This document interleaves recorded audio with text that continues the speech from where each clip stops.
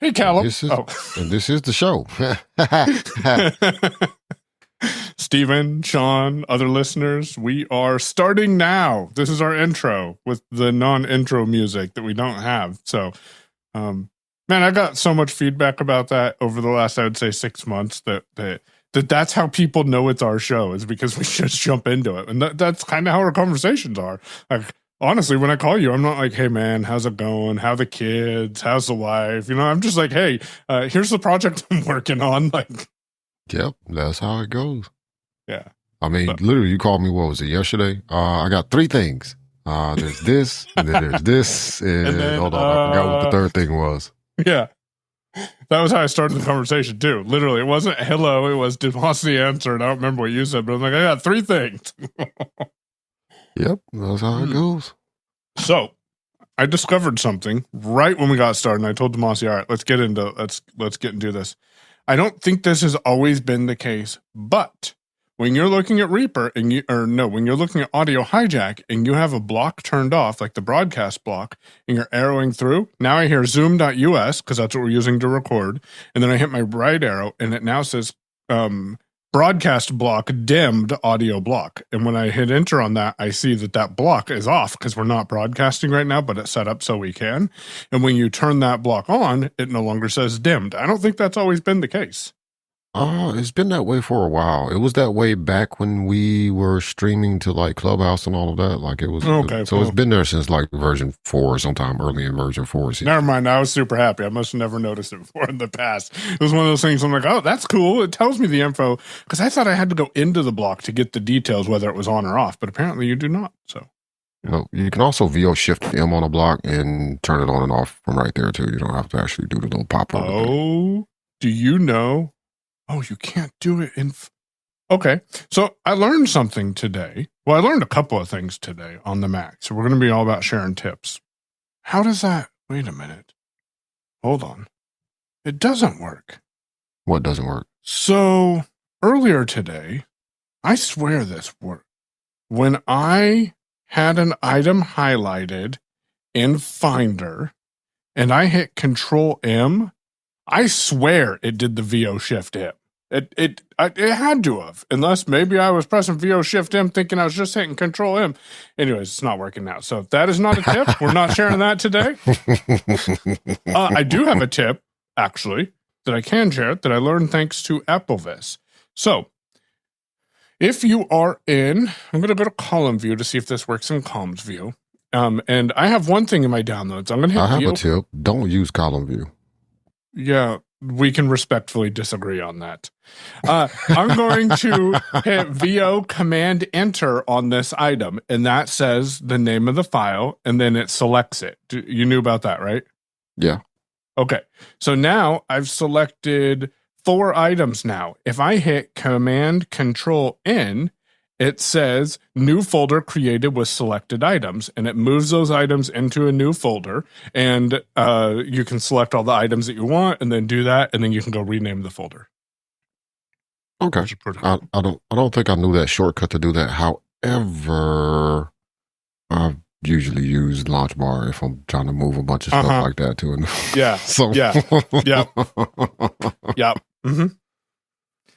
So. I select a bunch of stuff in Finder, and you can still do that non-contiguous, I think is how you say it, selection. So like you can do what you just did where you hit VO Command Enter, select the option, and then I think with VoiceOver you have to continue holding the VO keys as you're navigating, but then you hit VO Command Enter again to select another item. So you're not selecting things in order for people listening. You can skip around and select the different item 1, item 4, item 16 in that folder.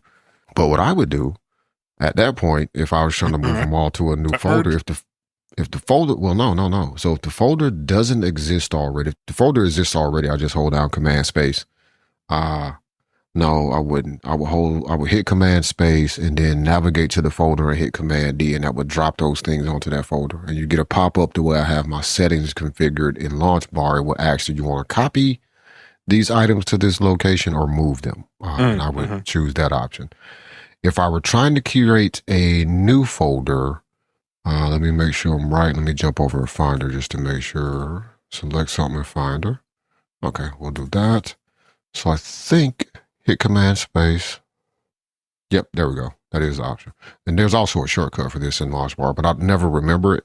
So you do the same thing, highlight, or select the items that you want to select, hit Command Space or whatever your Launch Bar shortcut is. If you just hit VO Space when Launch Bar first comes up, you get a menu, and that menu changes based off what's in focus. But if you're on something in Finder, you get open and some more stuff. But if you arrow all the way down, it's create new folder with selected items. Oh, okay. Which also has the shortcut of, hold on, because it just told me, and I think it's the shortcut you just said. Control Command N, Control Command Shift N. Oh, hold on. Command Control N, yeah. Yeah.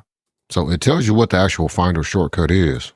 I just never remember it because I so rarely do that part of it where it's like, oh, I'm creating a new folder with these things.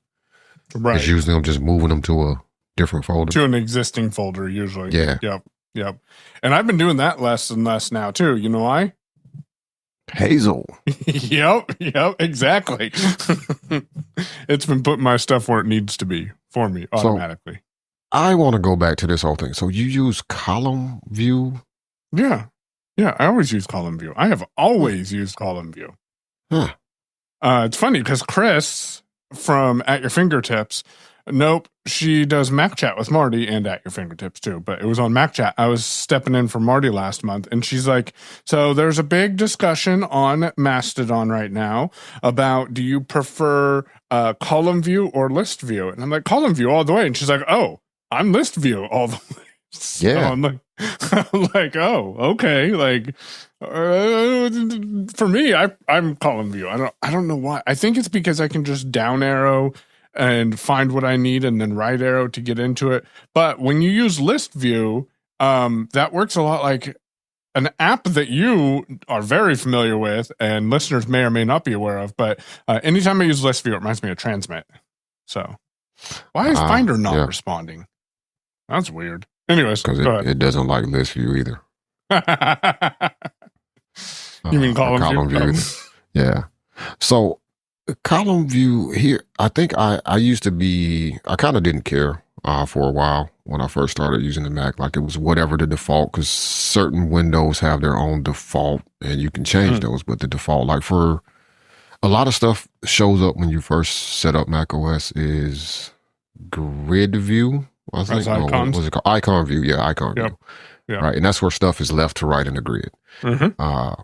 But your downloads folder is always in list view unless you change it. You hadn't thought about that, huh? Because you very rarely need to navigate inside of something in the downloads because it's usually just files. So you don't think about it. But yeah, by default, your downloads folder is in list view. There was a bug about 10 years ago, and it lingered for a very long time. And that's what forced me over to list view and made me actually set the default for all of my Finder windows to be list view.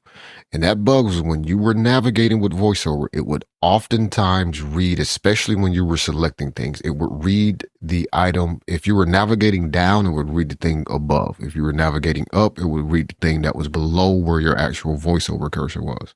And it would cause you to select the wrong file, which would often cause you to take the wrong action on the wrong, or take an action on the wrong file, such as, oh, I'm going to delete this. Oh, crap, I just deleted somebody's WP config file. How do I fix that? I don't know. I'm confused. I'm just going to rebuild a site and just write it in all HTML because that'll be quicker than me trying to figure out how to fix this. But because of that bug with selection, that made me, because I would realize I would go down, I would do the right arrow thing, which, it works. My workaround, my alternative to that for list view now, and I've just been using list view forever since then, is if I navigate to a folder, it's almost the same for me, except instead of just hitting the right arrow to navigate into something, I hit command down arrow and that opens the folder. And I navigate within that folder, do what I'm doing. If I need to go back up a level, I just hit command up. And that closes that folder and drops me back in the previous folder. So that has become so ingrained in me now that I think doing column view would probably lead to me doing a lot of accidental things. Okay. Do you have the issue where you loop into folders when you get in, like in list view?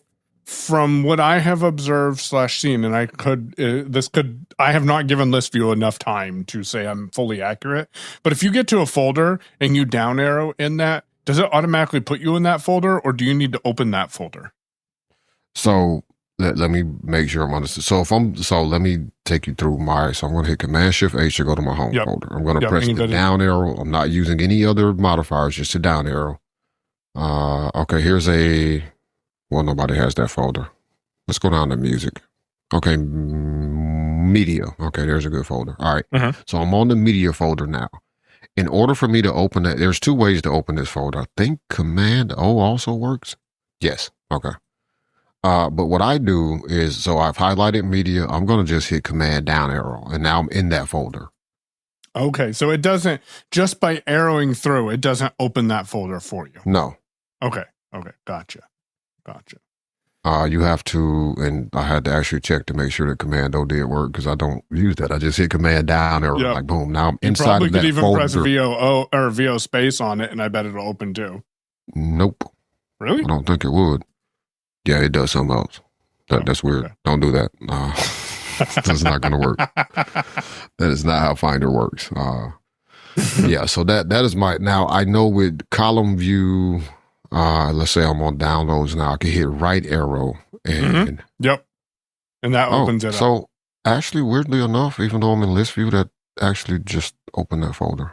Oh, that's interesting. Hold on, let me make sure that's icons. Okay, list view. Oh, wait, hold on. I don't like that. What did you do? Okay, so here's a tip that I just learned because I wasn't aware of this. So I am actually in list view because I hit Command 2. Another tip for people listening, if you're on the Mac, you're in Finder. Command 1 gives you icon view. Command 2 is list view. Command 3 is column view. And Command 4 is as gallery. Not quite sure what that one is. Yeah, that shows you big images of whatever you're highlighting, I guess. I have no idea. I don't need that. Stupid. No, and it's a grid format, too. But in list view, now I got to make sure I fix this because that's awful weird. Wait, where am I at now? Okay, I'm in my downloads. Okay. So now I'm back in my home folder. So I'm going to highlight, let's do a folder where I know what everybody's stuff would kind of match. So music, right? So I'm going to hit the right arrow on the music folder, this is the expected behavior in column view for me would be I hit right arrow and now I'm in that folder. It has audio hijack focused because that's the first folder inside of music for me, right? Anybody that installs audio hijack, you have an audio hijack folder inside of music because that's what it does. Then I see a desktop.ini file because, well, Windows. And I'm also showing hidden files. And then I see a music folder, which is inside of the music folder. And that's it. So it moves me into that folder. I think the difference here in what I just did is that because I'm now inside of the music folder, it's the equivalent of hitting Command or Command down arrow. Whereas with column view, if I'm not mistaken, if I right arrow and basically expand that music folder, I would go through what's in the music folder. If I kept down arrowing past what was the end of that folder, it would move me back over to the home folder or whatever comes after music. Is that right? I don't think so. Hold on. No, it restricts you to that column. So I opened a folder called Caliber, and then when I open Caliber, it has the items in here, and then when I get to the last item, it just stops. Oh, okay. So apparently, list view works like column view then, and I guess it doesn't matter what you're doing. Now, I will say, when you have it in list view, because now that I know that works, I'm going to play with that a little bit. What is this quick start guide? What is that? That doesn't even make any sense. Anyways, if I, want to see the size of this folder, I can press V, and I do like that. You can get the date modified, the size, although size isn't reading to me, so I have to hit Command I to open it. Kind, folder, and then it loops me down to the next folder, which is Joplin backup folder, collapsed, which you can, if you want, press VO / to expand that, and then just keep VO down arrowing once you want to, if you want to navigate that folder as well. Wait, that doesn't work, does it? Wait, now I've done something weird because now VO right arrow is open in the folder too. It is or isn't? It is. Yeah, but I can't get VO right arrow opens it? Yeah, that's what it's doing to me now. Okay, something's wrong with one of our setups because when I press VO right arrow, it takes me to date modify. And you can see, yeah, then that's what I'm used to seeing in list view. And just tapping my right arrow does not open a folder in list view. Okay. So well, maybe there's Command Option weird... W, Damashe, throw yourself back on your desktop, and then try hitting Command Shift H to open your home directory and see if it's still. Because sometimes you got to do that with Finder too. Command Option W. Someone told me that once. I'm like, I don't have a lot of windows open in Finder. And then I started doing. I'm like, man, I have a lot of windows open in Finder sometimes. Because, yeah. So I'm gonna do a thing. But if you're listening to the show, realize that we don't know what we're talking about half the time, and I'm going to force quit Finder. Well, you're going to restart Finder. You can't actually force quit. I was going to say that. Finder is launched in the background. All right. Okay. So I have no idea what I did, but I'm not screwing with that anymore because, yeah, I broke something. And I don't like that I broke it because it ain't right no more. It ain't right at all. So how's your week? Mine was less stressful than last week, I think. This one was slightly less stressful, but still stressful just for different reasons. Ton of rain for one thing, like a ton of rain. So that was rough to deal with. Different things. Also, just for everybody to update you, because I'm now in the technically working inbox. Well, it's still named wrong, but I'm in that inbox. Didn't fix the sending. And the reason I didn't fix the sending, here's an upside to the week, is because I didn't put that in my Todoist, which means I should do that right now. Wait. Because I was checking off stuff in Todoist this week. However, I did not add update SMTP settings for TW email. And we're going to make that due Tuesday night. There we go. All right. So nothing else. I'll get reminded about that. Mike's side. So I'm assuming he has a problem with Todoist again. No. So I had a 9-day streak and I was feeling good. I'm like, I'm going to beat my 88-day streak. And then I missed a day and I'm like, you Todoist, I'm done with you. I quit. So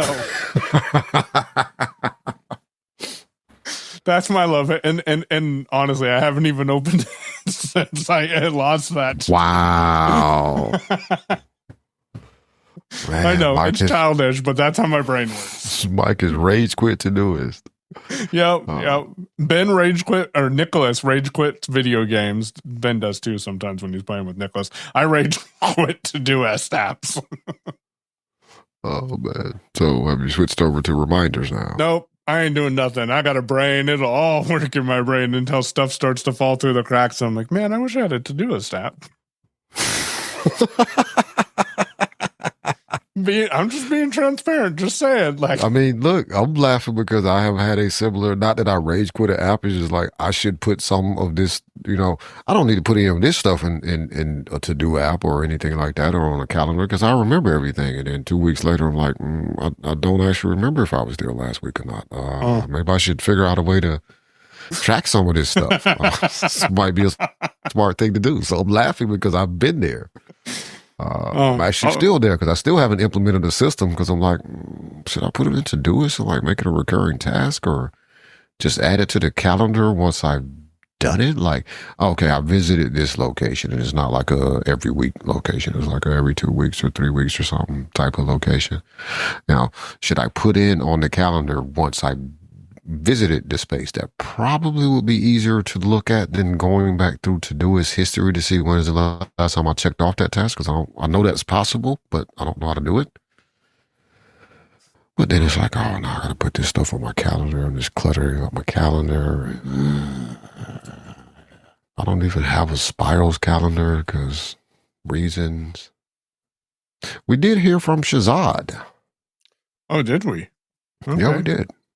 So before we get to Shahzad and some of the other feedback, by the way, thank you so much for sending us feedback. Feedback at technicallyworking.show. We really appreciate it. I 150% appreciate the tip Damashe gave me on text message, and that is find the close sidebar button in ChatGPT's website and press VO shift space on it. And that will double click on that. It closes it, and then you can shift escape, and that puts you back in the edit field. However, OpenAI, I know you're listening to our show because we're sending your AI our transcript, so you have to be listening to us. Or ChatGPT, can you tell OpenAI that you guys should They need to fix that. Yeah, it's dumb. Why does it do that? Shift escape when I go to the website should take me right to the edit box. That's annoying, but that is working. So shift escape actually doesn't work for me. Hold on. Wait a minute. I'm possibly lying because I think I've been hitting control escape. Like, oh, that didn't work anymore. Wonder what happened.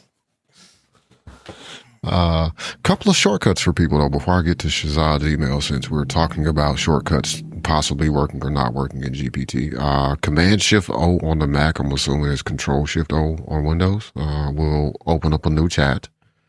Oddly enough, you would expect that to do something different on the Mac, but in Safari on the ChatGPT page, that will create open up a new chat.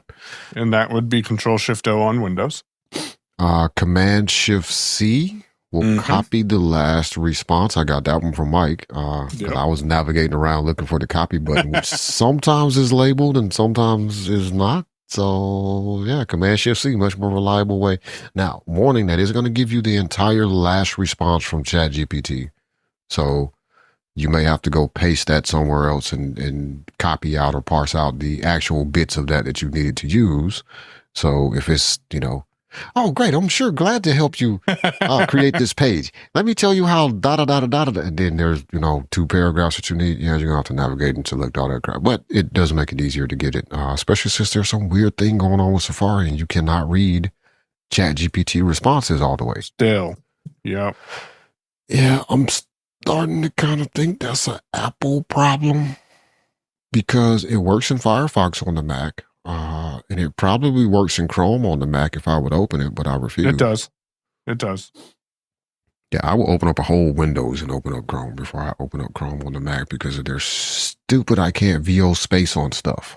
So yeah, Chrome on the Mac or Chromium-based browsers on the Mac are completely dead to me at this point. They may come back because you do need them, but right now I just open up Windows.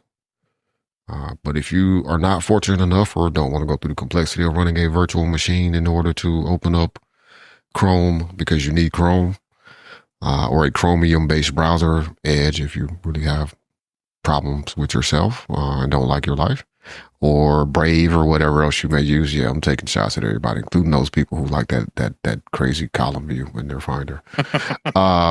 What you can do is I encourage people to do this anyway. Map a shortcut. Map a VoiceOver keyboard commander. If you're a VoiceOver user, map a keyboard commander to move the mouse cursor to where your VoiceOver cursor is. That way you can hit, for me, it is right option Z and then VO shift space. And I have just clicked the mouse on the thing, which will activate it in Chrome reliably for you. It's a pain in the neck because there's a lot of clicking buttons and links in Chrome because it's a browser. But it does work. So I should do that because right now, right option Z, so I can't use that same exact one, opens up Zoom for me, which is fine. I could do right option X or something like that. But that you've told me that tip probably 50 easily times over the last years we've known each other to set that up as a keyboard commander. And I'm like, oh, I'll get to it. But I could see how that would be helpful so much because otherwise it's VO command F5 to move the and that takes both hands. So yeah, I mean, does right option Z. VO shift F5. Yeah, VO shift F5 will move the mouse. Did you know you can move F5. VoiceOver focus to keyboard focus? Move VoiceOver focus to keyboard focus? Yeah, I don't know. Yeah, that's if you have separated those two things. Okay. Yep. because generally your keyboard focus and voiceover focus are paired. And then I usually go in and make sure I disable the mouse cursor from following the voiceover cursor. Because on the web, there's a lot of hover over things. And if you're reading with voiceover, well, your mouse is following voiceover. So it's now hovering over a thing, which, look, just go to Amazon with that setting on and you'll see why I turn it off. So okay, I'm not saying we're going to do this, but maybe there are only 11 sections in voice. There's 11 now? What's the 11th? Yeah, there's new stuff in voiceover. Anyways, we should go through our voiceover settings and talk each other through what we have. Oh, there's recognition. Yeah, that's what it was. New. Recognition. Yep. Newer. It's been there for a little while, but image descriptions. Oh, I have image descriptions off. Let's turn that on. Oh, did I tell you I reset? Oh, okay. Let's go to Shahzad and then any other feedback we have. Try to remind me that we have an update on the voiceover pronunciation thing. Yeah, they've done something different. But okay, let's go to Shahzad. All right, so Shahzad's first question is, can we give him advice on the most accessible or best video doorbell for a blind person to install themselves? Give you some options. He does mention a few, options, or if we found something different, he's like, give him the best choices between Ring, I think Arlo, one, I don't think I've heard of that company. But my recommendation, well, I don't necessarily have a recommendation. I would say it kind of just depends on what ecosystem you're already in and what you may want to use to pair that up. So what I actually have is probably not the doorbell that most people want to get, or at least not the model that most people want to get. So I have what do I have? What is that company called? Reolink, Reolink, power over Ethernet, 5 megapixel, something, another doorbell. It's the more recent model. Now, the one I have is powered over Ethernet. So you have to run a cable from, something that's providing PO output, which for me is the Ubiquity Dream Machine SC, to that doorbell to get powered. There is a battery powered version of this doorbell that will connect to Wi-Fi. So I can recommend it as being a fairly easy setup process. The app is a little labeling, I would say, is not great in the app. You can figure out what things are, but it's not 100%. It's kind of like, for those of us that have been iOS users for a long time, it's one of those apps where the buttons are there and you can click them and they work, but they may say stuff like mute BTN off or things like that. But it is a usable app. It works. One nice feature for me that I like about that doorbell is when people ring my doorbell, it makes the phone ring. So the Reolink app uses call kit, sort of like a what is something else that people will have on their phone? WhatsApp, right? Like people call you on WhatsApp and it rings like a regular phone call. That happens when people ring the doorbell, which was surprising to me when it first happened because I didn't know that. I was like, what do you mean? The doorbell is calling me. Oh, so I can answer it and then see who's at the door. Oh, that is actually cool. Yeah, that is. Now, can you call the doorbell back? No. Okay. Because some of them will let you drop in on your doorbell even if no one's there. And like you can just sit there and listen to what's going on around you like a creepy person. Yeah, you can do that, but you don't call it back. You just go into the Reolink app. So you can't just hit the missed call or the answered call. No, I don't. I'm not going to say no because I never actually tried that. Okay. So I will report back. I'll have to actually try that. I would just open the app and unmute the mic and then I can listen to cars go by. Or birds. Or birds chirping. Yeah. Me personally, I have no experience with anything Ring. The only other doorbell that I have possibly used, and I say possibly because I don't think I ever actually set the doorbell all the way up. Like I never mounted it.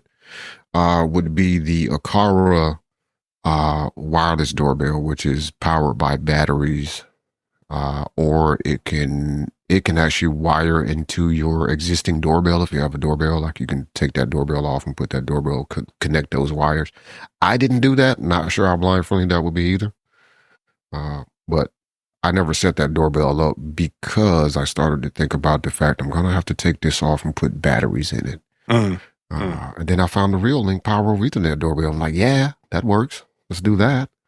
So we have the Eufy doorbell, and I don't use the app. I do nothing with it really. Well, we had the Eufy doorbell. I don't know why it's not working right now, and you'll understand here in a moment why I say that. But we also have their cameras, and the cameras go directly into HomeKit, so it's really nice to just go into Home, tap security, and then you can access either the cameras that you need to access, and then you can talk two-way through that, and that works for us pretty consistently.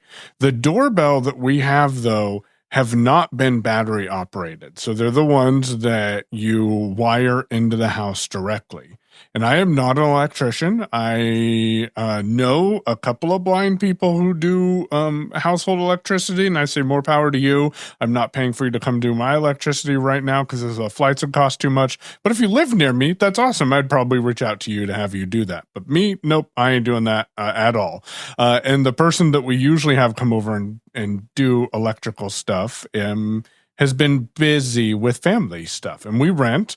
So I'm not going to go pay for someone else to come in and fix it. I could probably get the landlords to pay to have someone come look and see what's going on, but we added the doorbell after we moved in. When it was working, and for some reason it just stopped working, we're not sure why, but when it was working, it was really nice because it actually had a physical push button on it. It wasn't a touch screen or anything.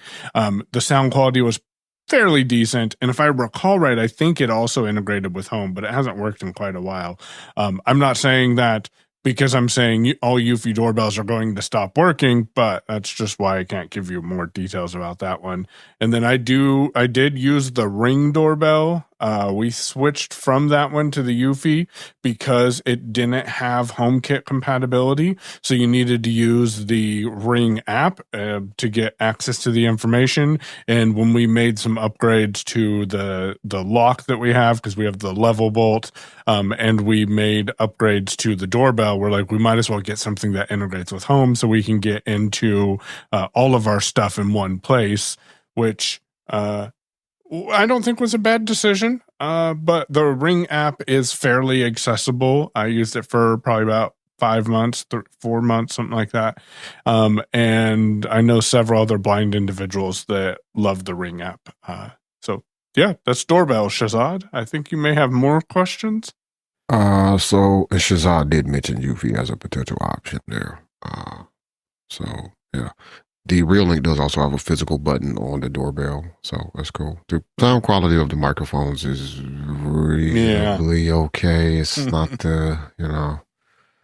not a Shure Beta 87A. Yeah, I was about to say it's not a Shure Beta 87A. Hanging out at your door, like it's actually it's not even an iPhone microphone at your door. To be honest. Sorry, I can't hear you. Can you put your mouth closer to my doorbell, please? Well, it would be cool if you could mount like an actual decent microphone, or just mount like an old iPhone that you have laying around and make that into a doorbell. Hey, that could be a fun DIY project. Yeah, it'll probably be easier to make it happen with an Android phone. Than it would be an iPhone. But I don't know. Let us know if you have any thoughts about that or knowledge of such projects that exist. Because I would try it. Feedback at technicallyworking.show. We do still receive email. That works great. You just have to listen to the show if you want to know your reply. Well, that's about how that would go anyway. Honestly. Yeah. I mean, most of the feedback where we replied to people has been on the show. Yes. So we typically don't write you back. Shahzad wants to know how your TikTok stuff is going. It's going. I'm at 407 followers, 1,140 likes across 65 different videos, and I'm following 360 people. I only can rattle those numbers off because I literally just looked at them probably about an hour ago. The experience is... So this leads into something else that we may or may not get to depending on the other feedback we have. But the experience on Android is better. using the Pixel 9 Pro with TikTok. I am signed into a different account on the Pixel 9 Pro, mainly because I'm using a passkey saved in Apple Keychain to sign into TikTok on my iPhone. So I'm not quite sure how to get that passkey over to Android. I don't think you can. You can't? I don't think you can. Well, yeah. I think your option, you will have to choose the option to scan a code. And then you will use your iPhone to scan the code on your Android phone, which would then authenticate you. But you would always have to do that. It does not transfer your key. It just acts as an authentication method. I had to do that. Okay. So when I first set up the Pixel, I had to do that with my Google account because it was using a passkey, and I was like, "Oh crap! I don't have one password on her yet because I can't sign into anything to get it." So let me. Guess I'll have to scan the old Android phone with the old iPhone to do the authentication, which is weird. It is so weird, right? But that's my TikTok experience. The reason I say it's better, I don't know that better's the right word, but it's a cleaner experience in my opinion on Android than iPhone. Because with iPhone, if you 3-finger flick up to go to the next video, you can do that 5 or 6 times, and then it bounces you back to the original video that you open TikTok on. So the best way to do that is to turn off VoiceOver, use 1 finger and swipe up through the videos, double tap the screen. If you want to like a video and then just keep swiping up, following and doing other things, you have to turn VoiceOver back on and then find the follow button on the right side of the screen, which is fine. And most of the time that works. But with Android, you just swipe up with 2 fingers and it just consistently goes up, and goes to the next video. I've not bounced back to the original video that I started on like happens with iOS. So for me, I like having that not having to turn TalkBack off to be able to navigate it.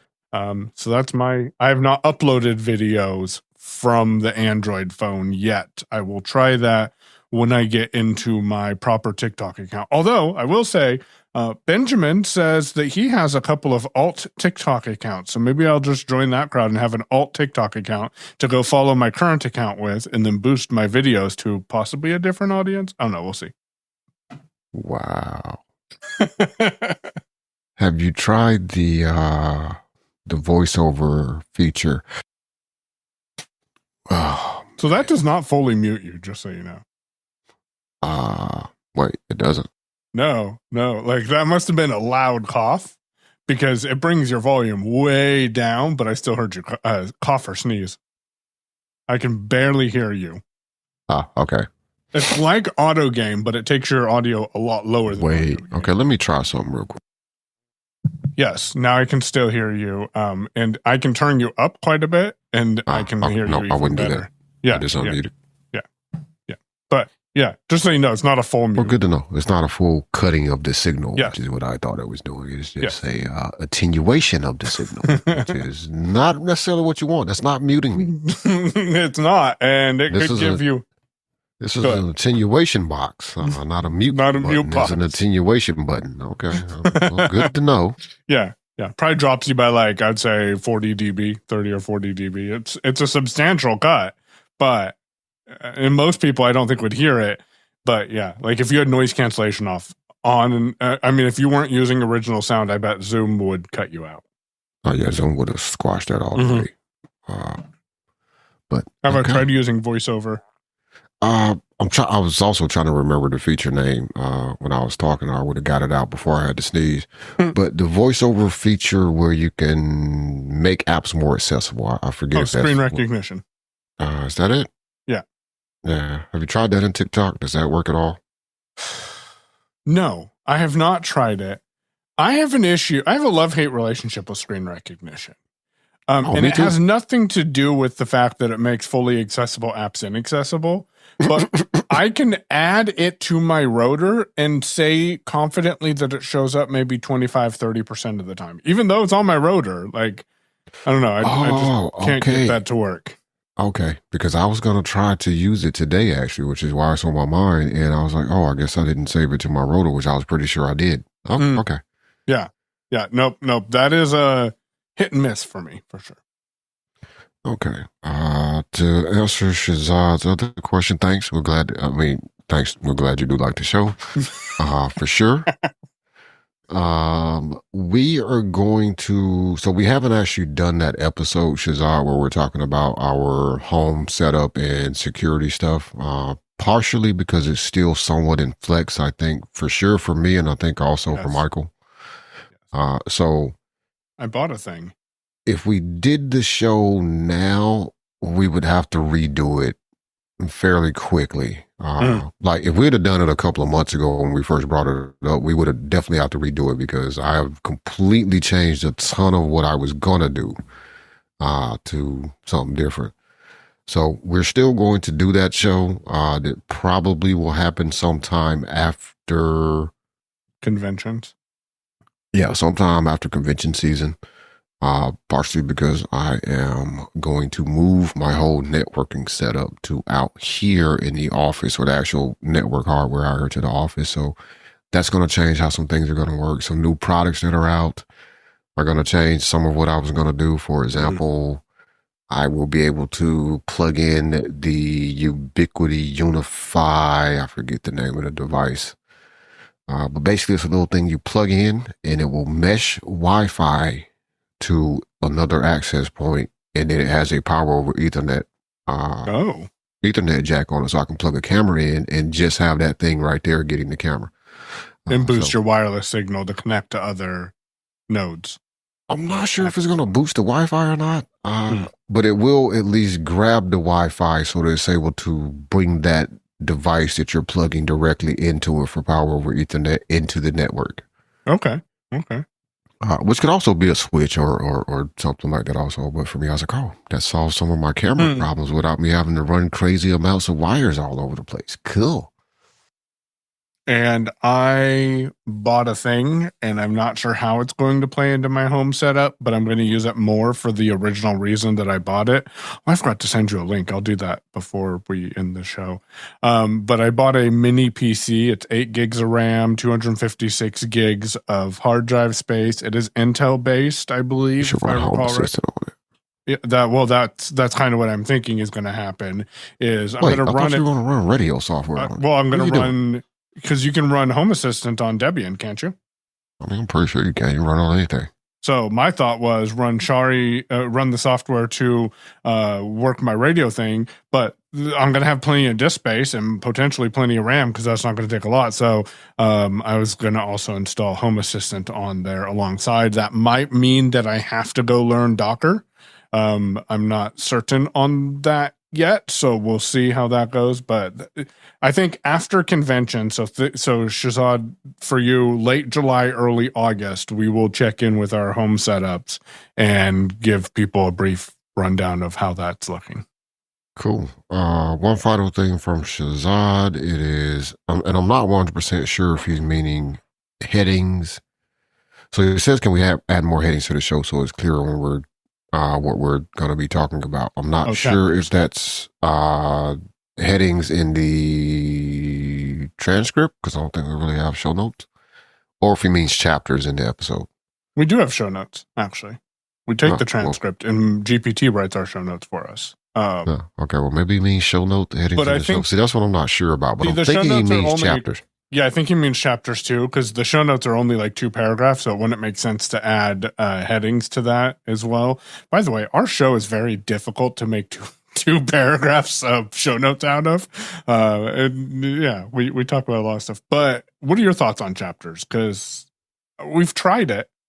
So I think with chapters are something I would like to implement. And I've actually been thinking it's funny. Shahzad, you kind of right on time. I was thinking about this a couple of weeks ago. We hadn't chatted about it because we haven't really thought about the workflow. I'm going to say, Shahzad, we are going to revisit that and see if there's a smoother way for us to implement it in the workflow of editing the show. I think there is. The problem is we have to organize our show a little bit more too. Well, that's a part of this too. We've been talking about Shahzad's email, and then we've gone on, talked about Finder, and then went and talked about something else, and then talked about something, and then went back to Shahzad's email. Yeah. So do we put that chapter marker every time we touch, another piece of feedback or back to Shahzad. Yeah. Now about Mike's mini PC and right. back to Shahzad. Now we're gonna maybe. But what no, do you think? Feedback. Yeah. You send us some feedback and let us know what you think about chapters. We are planning, well, I'm planning, we hadn't really talked about it, but to try to at least have a bit more organization to the show. We don't want to overdo it, which is why it hasn't happened as a conversation yet, because we tried this one time where we're like, okay, we're going to plan the show out. And neither one of us liked the show. Yeah, it became a chore. Yeah, for the DM series, we sat down and we meticulously planned out our show and what we were going to talk about. We didn't have like timestamps of like, okay, 2 minutes, we're going to talk about this. But we did very meticulously plan out the show. And it kind of got to a point where neither one of us liked the show that we were doing anymore, but neither one of us wanted to tell the other person, I don't like this show. Yeah.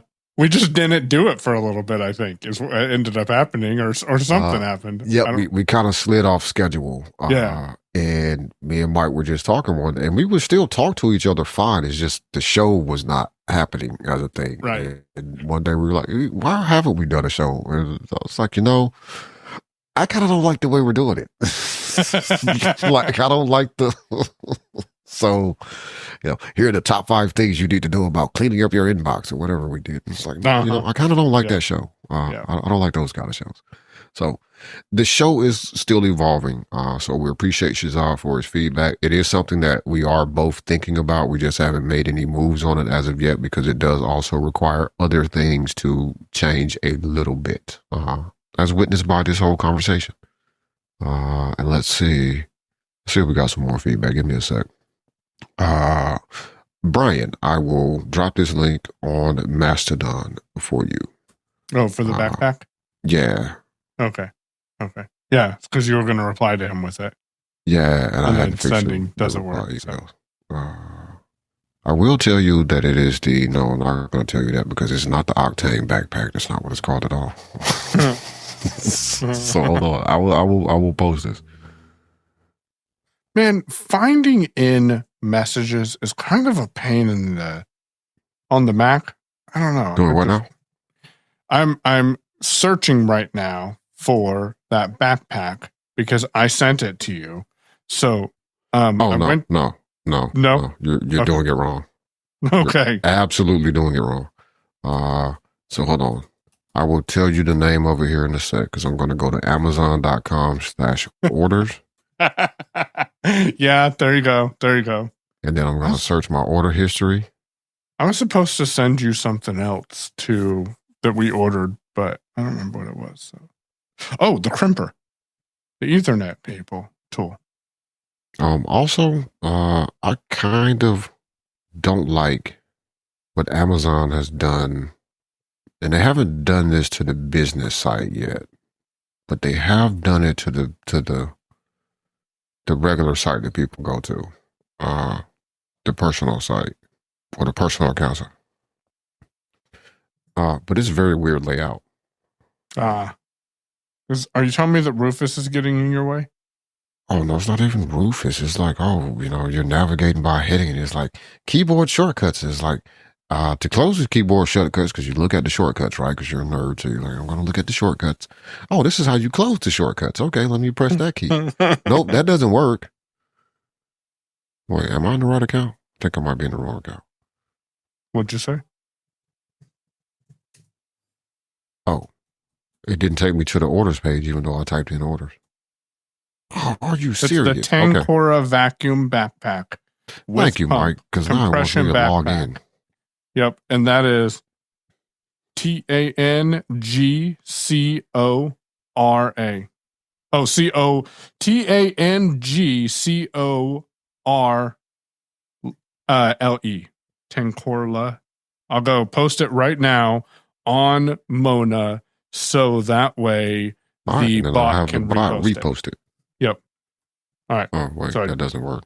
Just posted it. No, that's not an Amazon affiliate link because I'm too lazy to go grab the affiliate link. Oh, wait, on my notifications. Home. There we go. And Oh, nope. That's reply. That's not what I wanted. What was that? I don't know the shortcuts in Mono. How do you repost a post? I use Command Shift Control Option Command Space, and then go down to repost, and I hit VO there's gotta be a space. shortcut. Oh, there is. I just always forget it. Is it T? Maybe. Yep, it is. It's T. So if you up T? arrow, if you up arrow and that post is highlighted, you can hit T. That'll pop up a menu, and then you can down arrow to either repost or quote post. There we go. All right, just reposted it. Sweet. So if you're following TW at technically.social, you will see that, or follow Payon or me. We'll tell you how to do that later. But you should see that post there. We're going to get to the rest of our feedback next week because I was a little unorganized this week. And while I looked at it, I just realized in trying to read Shahzad's email that I should probably extract the key point from the email and then read it instead of trying to read the email live. So see, I just learned something today. And how are you going to do that? I have no idea. I'm probably just going to select all and copy and then paste it into drafts and read it and then like edit around the stuff. Okay. You're not going to use an AI to get those for you? Yeah, probably not. Yeah, because it might make stuff up. Well, it could possibly make stuff up. Shahzad said he really likes your show. I mean, he does really like our show. He said that. I know. It might decide to say Shahzad said something he didn't say. Or Scout said, you guys really should try this. Like, it just leaves out the whole context of what and why he was saying we should try something. So, yeah. And it's not that difficult. It's more difficult to read it on the fly with all of the non-essential portions for the show. Yeah, and I mean, frankly, we could, if that sounds like a lot of work. I was going to say we could drop it into the Voices app and have it read out with AI voices, but I don't know. Anyways, you'll pull those details out. You'll also listen to Robin's voice message because I think we got a voice message from Robin a little while ago. We did get a voice message from Robin, and we will listen to that. And Robin, it would be a super favor to me if you ping us and let me know if you're okay with us playing that in. Because then we'll just play it in and not listen to it beforehand. Well, no, I will listen to it beforehand because I actually want to know what you said just in case I don't want to play it. I'm like, hey, you guys' show sucks. Don't know why I even listen to this. But I keep coming back. It's like watching a car crash. So I go to sleep every night to your show. That's what I want to tell you. I'm asleep in 5 minutes. I'm pretty sure Robin didn't say that, but I also don't want to play anybody's audio in without saying, because I can share somebody's message without naming them and say we had a reader or a listener rather that sent us an email that says blah, blah, blah, XYZ. So if you send us audio messages to expedite things, it would be helpful if you let us know if you want us to use those in the show, in the text of the And actually, email. I'm going to have to send that to Mike to play it in because, loopback. Man, no. I got an update for loopback today. I'm hesitating to do that. Oh, wait, it may actually fix the problem. Let me see if I have an update for loopback. Well, I better not do it right now. Never mind. No, please don't. Please don't. You can check for updates, but don't do the update. No. I don't even want to check for the update. No, I'll wait till we're done. Do you want to tell we have 4 listens on it, what the tip jar subscribers got last week, or do you just want people to join the tip jar to get the bonus content? I think you should go to technicallyworking.show and become a tip jar subscriber, and then you'll find out what we talked about. Yeah, it was a short episode. I also don't remember what it was, so. Well, I'll give you the title just to tease people. No? Oh, yeah. Okay. Well, you can give them the title, sure. Yeah, okay. That's what I was going to do, is give them the title just to tease them. It is TW110 Bonus Drop, Apple Antitrust, and the App Store Shakeup. Oh, man. Now I want to go listen to it. It's like, wait, that sounds way more interesting than I thought it probably was. So if you are a TipJar subscriber, you can go to tips.pinecast.com and get your feed if you don't have it. And that is in your podcast feed. It was published about 2 hours before the actual drop was published to TipJar subscribers. You do typically get content early for that support. And you can go to, as Damashe said, technicallyworking.show to subscribe to the TipJar. Definitely appreciate that. And do you want to talk at all about the other thing or not yet? I mean, we talk about the other thing. I'm assuming the other thing is that I started working on an actual technically working website. And we'll share the website with the TipJar subscribers. I also very rapidly broke it. So, like, I got the basic of what I wanted initially set up, which is pulling from the feed. And I was like, I really shouldn't have it loading all 110 episodes at that point. Every time somebody visits, I should have some pagination happening here. So then I went to implement that, and that worked. And then I was like, oh, I actually want to do this right here because there's not a header up here at all. I don't know what I was thinking. So for people, I was writing this and just like using PHP. I was doing a little bit of assistive coding with different AIs. Like I was actually making them battle each other a little bit. So a lot of the stuff that just naturally comes in when you're working in a CMS like WordPress wasn't there, like a header and a footer. I was like, I should probably actually add that sort of stuff. So then I started working on that. And I made the mistake of, well, this was kind of done intentionally. I just didn't realize it was going to turn out so badly.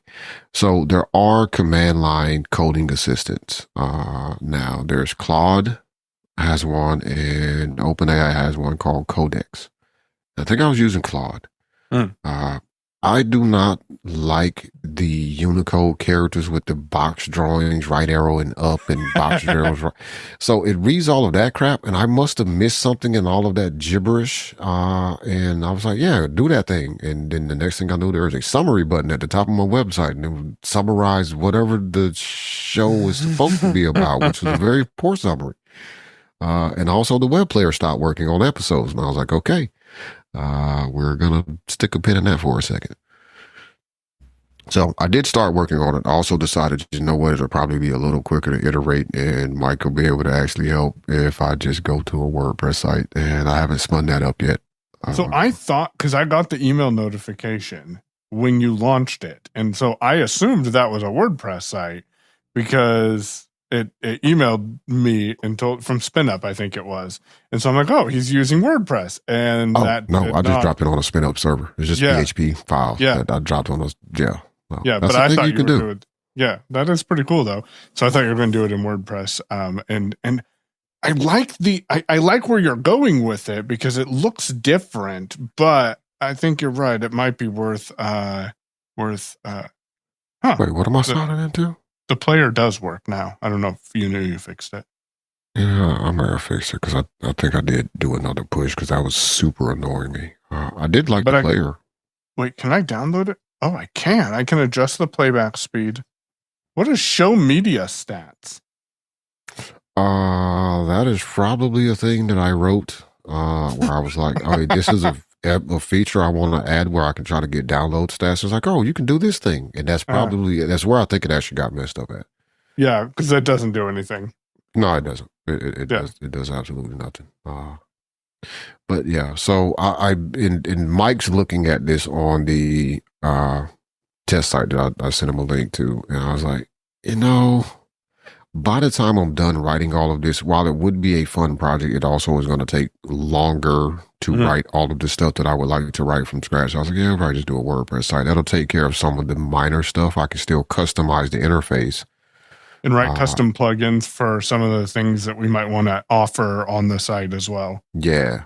So that is going to be the new move. But I did want to see also kind of how would this look if I did this way. And I was like, oh, well, I don't like the show notes and all of that stuff and the links to all the different players being up under all the different podcasts out, rather where you can subscribe, being up under every single episode. Maybe we should just have the title of the episode as a heading. The date it was published right up under a web player so you can listen there.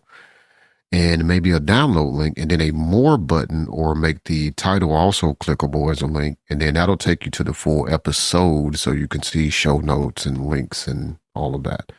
And just put the regular download, subscribe links for Apple Podcasts, Pocket Casts, Spotify, all of those things. YouTube, which apparently YouTube has now surpassed Spotify and Apple Podcasts. Man, podcast app. That shocked me, but also it didn't. Like, I heard that too, and I mentioned that on a show today. I think it was that, because someone's like, yeah, I just listened to you guys' show on YouTube. Thanks for having it there. And I'm like, just so you know, YouTube has surpassed Apple in their podcast directories. So apparently that's a big thing. So thank you for listening on YouTube. We appreciate you. Does this YouTube link go to our YouTube channel? Do you know? It should. It looks like it does. So I'm going to click on that. So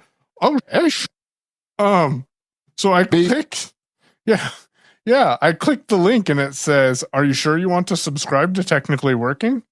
And I can just hit subscribe, and now I'm subscribed to that. How did you do that? I wish I could tell you, but I don't know. Well, actually, I'll take that back. So I didn't know that's exactly what it did because I actually didn't click on it, but I did copy the direct link for subscribing to Technically Working. I didn't realize I just thought it was going to drop you on the page with a subscribe button, but I don't know how YouTube works either. So... We have 16 subscribers on YouTube. Well, 15 because I don't want to count myself, but. Well, super cool. So that's a feature I need to make sure I replicate. I should probably click the other links and see if they work like that then. Yeah. Essentially what I did in a lot of cases, I just copied the links from the page on Pinecast. Okay. Yeah. So I actually didn't click any of them because I knew that probably worked because I was pulling them directly off of Pinecast. So if you add !sub_confirmation equals 1 to the end of a YouTube URL, that forces the dialog to confirm that you want to subscribe to it. So now I'm gonna remember that because that's pretty handy. I like that. Yeah. So website is coming. We're probably actually going to, because we were talking about this and I forgot to send you the plugin. I will do that for Ben, but we'll probably deploy a designer to do some layout with a new tool. So if it looks busted up or whatever, it's not really their fault because I also want them to play around with this tool. And I feel something that is, I'm not going to say unimportant, but that is in a phase of Technically Working. I mean, we've had 111 weeks of no website. If we break it for another couple of weeks, I think we're good. It'll be okay. It'll be all right. But yeah, we'll see how that tool goes. So we'll have more to say. Honestly, it's probably not going to launch until after convention because I got a ton of stuff to do in between now and then, including an event not next Friday. Wait, what's today? Saturday. This comes out on Monday. Friday after this one, I will be in Talladega for the Tech Symposium. I'll swing by and see him. Yeah, if you just happen to be in Talladega, I wouldn't say make a special trip to Talladega. I mean, I say make a special trip to go see the tech that Damashe has. Yeah. There will be some things, but we'll also be in New Orleans. He'll have a dot band because this is going in this box sitting here to my right with some other stuff in it, and you can just tap your phone against Damashe's wrist if he lets you touch him, and then that's the only thing that I don't think is going to work out very well for you, but we'll send it to you and see if you use it.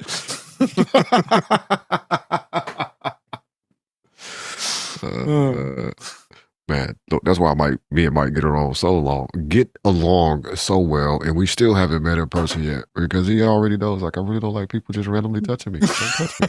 And I don't think I've ever said this to Mike. No, I don't think you have. But I really don't like when people just randomly walk up and touch me. Like, don't touch me. Don't do that. But yeah. But we will be working on this site in the background. And as Michael mentioned, we will be giving access to our tip jar supporters first, partially because they're going to be beta testing a little bit of stuff. But yeah, things to come, plans. Me and Mike should actually discuss some of the things that I was telling GPT. Like, yeah, so I did do this thing, right? I sat down and I was like, I want you to write a spec sheet for this website for me to give to a developer, which then I was going to take to another LLM. I just hadn't done that part yet. But the idea was, okay, here's the basics of what this site needs to do, which, by the way, I should copy the PHP code that I have and send it to you. That is actually pulling the feed. And I got to copy that web player because I didn't make that. GPT actually made that. I like that web player, though. It's nice. I do Even too. with it adjusts because I was looking at it. I was like, oh, I should figure out how to adjust the rate. And then there was a button that said more. And I was like, oh, I could playback speed controls. All right, go. You should rename that more button to something more descriptive. I don't know what, but yeah, like playback speed and more or something like that. Because that's or context menu for this player or something. And then take More that player player control. code and say, and when you're working with ChatGPT or another AI, say, I want a WordPress player that looks more like this. Oh no! See, what I'm going to do is just have I'm going to probably end up having to write a custom plugin, but I don't know yet. But that player will be the player most likely. Yeah. Because we can just inject that where we need a player at. Yeah.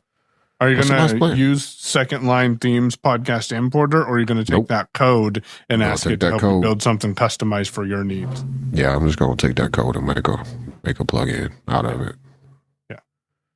Sometimes coming. It's much lighter weight than the whole plugin with an interface and settings. I don't need any settings. You're going to pull from this feed. That's it. That's all you're doing. You're not going to get the ads that says, but our plugin is better with our theme. Yeah, I won't get that either. Which I didn't know. Oh yeah, I probably have seen that. Yeah. But anyway, yeah, we will be doing some other features. Oh, I was telling about the spec. So a part of this spec was like, hey, I want to introduce a membership program for subscribers, and people will subscribe and they will have access to a private feed, yada yada yada, right? So and the idea there is that we're going to eventually switch away. I'm going to throw this out there because otherwise I will forget to talk to Mike about it, because I keep forgetting to talk to Mike about it, and we're having this conversation right now. So we've talked about building our own membership thing, just as a thing to do, to see how far down the road we get with it, and do we actually launch with it, or do we fall back to something else? If we get something working that we have built, which I don't think is going to be super difficult for what we're starting off offering our members. The hardest part is generating the RSS feed, our custom feed for everybody. For our tip jar subscribers, which we're going to have to start naming you something else because you won't be tip jar subscribers. I mean, we could still call it a tip jar on our website. There's not a Pinecast tip jar subscriber. Well, yeah, that's true. But anyways, yeah. See, we don't get sidetracked by naming stuff. We just do it. And chapter marker. Figure out just how to name it later. But one idea I had was like, I should start exploring. What if we're able to build out something that we want, which again, I think should be fairly lightweight. I do want it to be as simple as kind of what Pinecast is. So you go plug in your email and then you get an email with your feed. Yeah. It'd be cool to just email you your feed, so you don't even have to click a link to go get your feed. Just here's your email with your feed. Like you'll get an email that has your feed link in the email. Yeah, that's what I mean. And if you want to update your subscription or anything like that, there'll be a page on the site or a pop-up form for that you type in your email. You'll get a link. You click that link, and then you can go manage your subscription, change your payment method, or cancel, which we hope you won't do. Or pay for a friend. Or pay for, well, that'll be way down the line. That won't be a launch feature for sure, but we will offer that at some point also. That's a good idea. I didn't think about that. We will have annual options, though, if we get that working. But here's the thing that I thought about that may be a wild idea, maybe not. What if we figure out how to host a podcast ourselves? Using a bucket somewhere. Doesn't have to be S3, but I'll say S3 for now because that's simple. But using a bucket somewhere that's pretty low cost, because we'll put a CDN in front of the bucket, so therefore we're not hitting the bucket every single time somebody downloads the show. The major part there for me that I feel like we would need to figure out is how to make sure that we're as accurately as possible tracking download numbers, though. Yeah, but doing that research to find that information is so much easier than it was when we first got into podcasting in 2017. Because this has been an idea we've talked about for years, and self-hosting podcasts to eliminate some of the costs that come with podcasting. But I think with ChatGPT, I think there would be a way we can easily, or I say ChatGPT generically for AI, kind of like people say, go Google that, which really means go look it up on the internet in a lot of cases. But using AI, I think we could easily figure out how to track those stats. And I think you said this, but in my eyes, keep using Pinecast right now for the main public technically working feed, but move subscribers, tip jar subscribers, to something customized, because that gives us an opportunity to test it. And if you're giving us tips, then I suspect that we don't really know what we're doing in a lot of cases. We just show up and record a show and play with tech. But also, so if things break, then you'll hopefully let us know and be more understanding than trying to build a show and syndicated content depends on receiving the content in order to update it. Because all of a sudden Overcast will be like, you haven't updated your show in 3 weeks. We're going to move you to occasionally updates. And so I think that would be good for us to give to tip jar subscribers to test with and see what we can do, and then maybe eventually move the whole show there. But yeah, that would kind of be the idea, because one, it's a smaller group of people to move, and two, if we're moving off of Pinecast tip jar directly, then we do need to figure out a different way of offering restricted access to that feed, which I have some of that working. Not actually working. I have some of that theoretically written, because I have been thinking about this for a long time, and I actually started working on something a long time ago. And I have used a little of GPT, probably Claude actually at the time, to review that code. But it's sitting in GitHub. Because it's a thing that I felt like should be or could be done. And coming up with a good solution for it does offer some more flexibility for differing people. Some people are always going to go to a service like Pinecast or Libsyn or Transistor. Is that still a thing? Yeah. Some people are going to always do that, which it makes sense. Not everybody wants to do this. I'm the sort of person that I want to try to build something like this and see why I shouldn't. But again, I think the more difficult thing to do, and again, dealing with a smaller sample set of people to get started with, and also having to solve that private feed issue, means that we could work out how do we actually track downloads, right? We're dealing with a small enough sample of people that we could, drop each individual email and say, hey, could you let us know if you listen to this week's show? And then we check the stats against that. And okay, yeah, this kind of works. Or nope, it's way off. It says we only had one download and we had 10 people that said they listened. Right. Or it said we had 200 downloads and we don't have that many tip jars. Maybe it's what a glitch every is. time they play it or something. So yeah, definitely. It'll be fun. It'll be fun for sure. With the ultimate goal of this could actually cost us less money.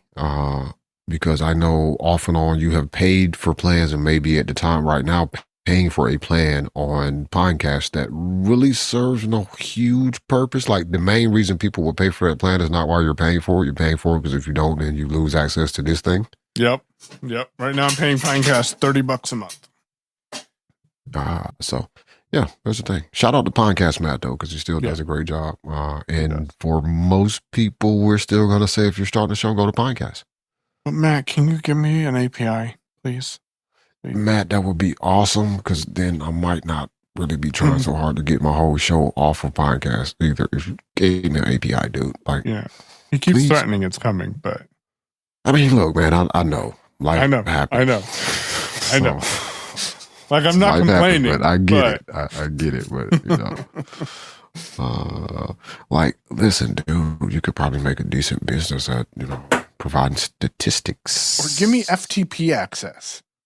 And that seems like so antiquated, but give me FTP access. So then I can just say, hey, Alphonic, drop my files here to publish it on my podcast. Yeah, that would be nice. Anyways, we'll see what happens. We'll see if we get a solution there first, or Matt does. Yeah. Maybe I'll use AI to generate an email to Matt to tell him our wishes and see what he has to say. Very responsive, very helpful too. So yeah, podcast. Like I recommended podcast to a ton of people. I think I even have your referral link as a snippet, which I still have not installed. Text Expander is slightly driving me nuts. I have, but I think I expanded like 7 snippets last week because I email you your weekly expansions, and I'm like, I should be using this more, but I'm on the Mac class now. So, yeah, I think it may be time to look for a different solution, maybe, is what I'm thinking. I don't know. Like, I miss it, but I miss it at very specific times, like when I have to go search drafts for this Zoom link, you know. But other than that, I mean, I could search email too. But drafts is quicker because I got a ton of emails from Mike. You should download meetings. No, man. I don't need another app. Yeah, I got enough apps. Wait, what is meetings? Is that the app that you... That's the app that Doyce wrote that you can add Zoom links to and then give the Zoom links titles, and then you just do your actions menu and then hit join meeting, and then it joins the meeting for you. Oh, okay. Hold on. I will go download this because I will take a look at it, man. Yeah. There was another app called Meetings or something along those lines that came out during COVID, and everybody was flipping their lid about them. Like, if you put the link in your calendar appointment, then you don't really need that app to do that thing. But it was a menu bar app too. But okay, I will go and check that out because we don't have a recurring calendar event for the show. We just, mainly because it broke once and we were just like, no, we're done. And never figured out why that would probably be the easier thing to do, is just make a calendar. But see, here's the thing though. Like, I still don't know how neither one of us actually had the ability to delete an event when I created it initially and invited you to it, but we got in some sort of state with Google Calendar where neither one of us could make changes to that. But it's gone now. I mean, it is gone now. I don't know what I did. I don't know either. It is gone. So, yeah. Meetings, you know what? I bet you I know how I did it. You should not have to do this, and there probably was a different way to do it, but I know when it happened, though, because I can remember when it went away. And this was for not technically working. I think this still was a thing from the DM series. But when I moved to Fastmail with Bedrock Innovations email at that one point, I was syncing my Google Calendar. I didn't just import it to Fastmail. I was syncing it, and I deleted it from Fastmail. And I think Fastmail, whatever, figured out how to delete it from over there. Shouldn't be necessary. No. But go check out Meetings. I will actually go do that because this is one of the few, if not the only, recurring Zoom meeting, at least, that I have. There's a Team Talk thing, but I just hit F2 and then hit enter and then I'm in, because I don't use Team Talk for anything else. Right. I still don't know how Team Talk works, but I don't know how anything works. Meetings is available on iOS and Android, and not Android. Meetings is available on iOS and Mac OS. Taylor is working on a web version of it, so you can use it on Android and Windows.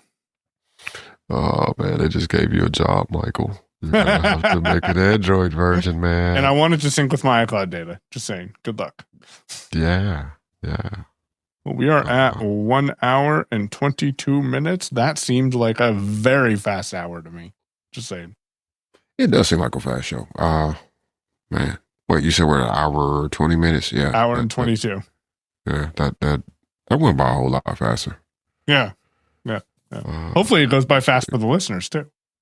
Well, they always have the ability to adjust speed, so they could be listening to us at 2x, but I will talk like this, so it now sounds like you're at 1x. No, we want to thank everybody. 2.1x. Whoa, I don't think I can listen that fast. Yeah. So if I miss things, now listeners know why. Yeah. Point out to Mike if he missed something. He probably missed it, because that's a little too fast. 2.1x isn't horrible. Yeah, man, it's twice as fast as we're talking. Maybe for a final listen through, I might go that fast, but if I was editing, I couldn't do it that fast. There was another thing. I want to share a tip with everybody just because I thought it was a very cool use of technology that I would not have anticipated. So for Christmas, and I may have shared this. I feel like I've told some people about this, but I'm not sure where I've said this, but it just came up again the other day. So for Christmas, I bought Latia one of these Belkin, it's whatever the Belkin camera kit stand is, auto tracking stand for the iPhone. No, it's called Dock Kit is the feature. Dock Kit, AI tracking stand from Belkin. Anyway, I bought her one of these. I want to make sure people looking forward to getting the one that actually will follow you.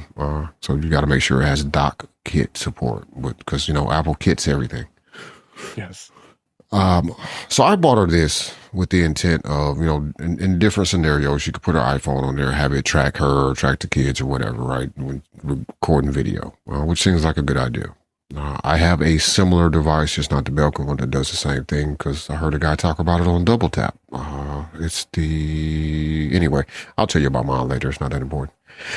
What Tia did with this thing, though, that I did not think about, is she looked at it, she put it together, she used it a little bit, and because it uses MagSafe to attach your phone. She put the thing on, and she looked at it for a little while and kind of played with it. It's like, oh, it does follow me. She's like, hey, I bet I could use this as like a portable CCTV. I was like, man, how is that going to work? But apparently it works.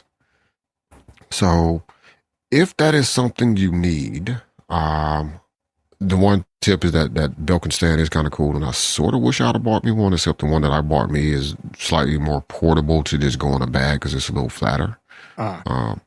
But secondarily, even if you don't need to buy a stand that will track you and move around, sometimes think about the phone holder kits that are out there that allow you to adjust your phone in different ways. And hey, maybe you have a quick way to make yourself a portable CCTV or, overhead magnifier or whatever. And I don't know, maybe with the 15 Pros and 16 Pros, you can even zoom in with macro mode and have a very basic microscope. I have no idea. Try it out. Well, let us know.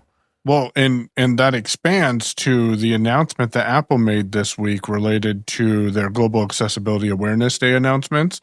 They're bringing magnifier to the Mac. So if you have a Mac with a giant screen on it, and then you connect your phone with continuity, then all of a sudden you have a very effective CCTV right there. Yeah, and you don't necessarily have to have a giant screen. I mean, 16 or 14 inch or 16 inch screen is bigger than the 6.9 inch. So that is a very cool feature as well. So think about that. Just want to throw that out there because, again, I don't always think about such things or how things could be used, and it was really sort of a shocking concept for me. I was like, I never would have thought to even come up with that. So figured I'd throw it out. Sweet. We would like, let's see, anything else, Mike? I think we're good for this week. I think we're good for this week. Yeah. We are now wrapping up the show. We would like to thank everybody for listening. Marker. Shout out to Double Tap because Mike was over there doing a thing with those guys. Hey, Steven. Hey, Sean. Mike, why don't you tell people how to hear the thing that you were doing? Yeah, and what the thing was that you did. So we did a pre-WWDC, what we'd like to see. And if you're interested in hearing more about that, go to doubletaponair.com/subscribe. Subscribe to their once a month mailing list and get on there to get access to that and some other content that's going to be coming out. So again, doubletaponair.com/subscribe. No, they did not pay us to throw that link in there. Nope, they did not. However, they do plug us quite a bit. So there we go. And I will also, the bot will also drop that link out there on Mastodon, and you can follow us on Mastodon. He is Payon, Payown, at dragonscave.space. That is DRAGONSCAVE.space. Did you realize you didn't spell that last week? Yeah, I thought about it when I didn't do it. And I was like, nope, not going to do it this time. And then I started spelling it this time, and I was like, crap, I didn't spell it last time. I could have stopped. But then I didn't. It's funnier because a couple of weeks ago, longtime listeners know, Damashe said, eventually I'm just not going to spell that anymore. So, yeah. Yeah, and I tried it out for the first time last week and nobody commented on it. And then I just spelled it again. So, whatever. We'll see. How do they find you? You got to listen in and then you'll know. But you also know that's how we're wrapping up the show is when you get that. You can find me on Mastodon. I am Damashe, Damashe, at technically.social. You can follow the bot, which posts More than I do. TW at technically.social. You can also use the hashtag technically working, and we appreciate it if you capitalize the T and the W. We will be getting to more listener feedback next week, because I will be much more organized in how to read that, so it's a little bit easier to communicate to you while in the midst of recording a show. You can send us email, feedback at technicallyworking.show, and this is now the end of the show. Enjoy whatever plays next in your queue, because it'll no longer be us now. We're wrapping it up.